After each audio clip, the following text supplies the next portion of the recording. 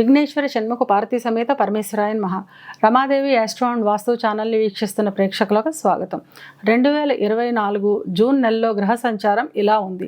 రవి వృషభంలో సంచారం చేస్తూ 15వ తేదీన మిథునంలోకి ప్రవేశిస్తాడు. మీనంలో సంచరిస్తున్న కుజుడు జూన్ 1వ తేదీన మేషంలోకి ప్రవేశించి ఈ నెలంతా మేషంలోనే సంచరిస్తాడు. బుధుడు వృషభంలో సంచరిస్తూ 14వ తేదీన మిథునంలోకి ప్రవేశించి 15 రోజులు మిథునంలో సంచరించి 29వ తేదీన కర్కాటకంలోకి ప్రవేశిస్తాడు. గురువు వృషభంలో సంచారం చేస్తున్నాడు. శుక్రుడు వృషభంలో సంచారం చేస్తూ 12వ తేదీన మిథునంలోకి ప్రవేశిస్తాడు.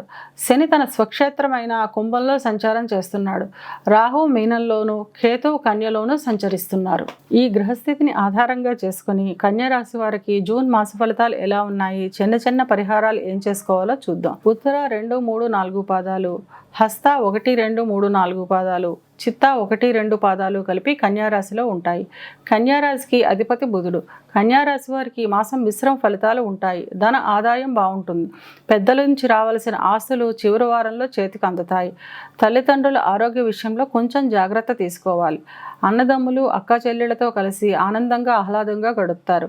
ఈ మాసంలో ముఖ్యంగా చెప్పేది కొత్తగా పరిచయమైన వారి విషయంలో కొంచెం జాగ్రత్తగా ఉండాలి. ఇక విద్యార్థుల విషయానికి వస్తే అన్ని రంగాల విద్యార్థులకు చాలా అనుకూలంగా ఉంటుంది. రాసిన ప్రతి పరీక్షలోనూ ఆనందకరమైన ఫలితాలను పొందుతారు. క్యాంపస్ సెలక్షన్స్కు వెళ్లే విద్యార్థులకు 2వ వారం తర్వాత కోరుకున్న ఉద్యోగం లభిస్తుంది.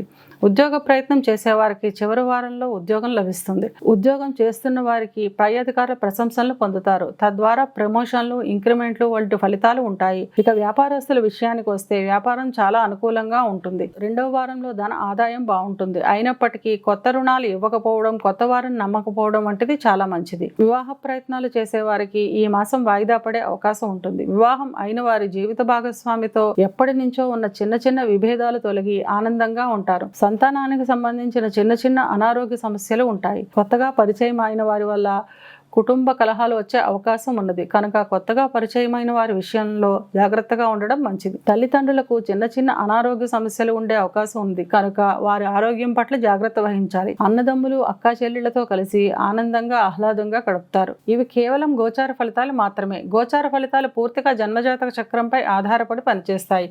కనుక పూర్తి జన్మజాతక విశ్లేషణ చేయించుకోవాలి అనుకునేవారు కింద నెంబర్కి వాట్సాప్ చేసి కన్సల్టేషన్ తీసుకోండి. కన్యారాశి వారు అనుకూలతను పెంచుకోవడానికి, ప్రతికూలతను తగ్గించుకోవడానికి ప్రతిరోజు వెంకటేశ్వర వజ్ర కవచాన్ని చదవడం లేదా వినడం ద్వారా అంతా మంచి జరుగుతుంది.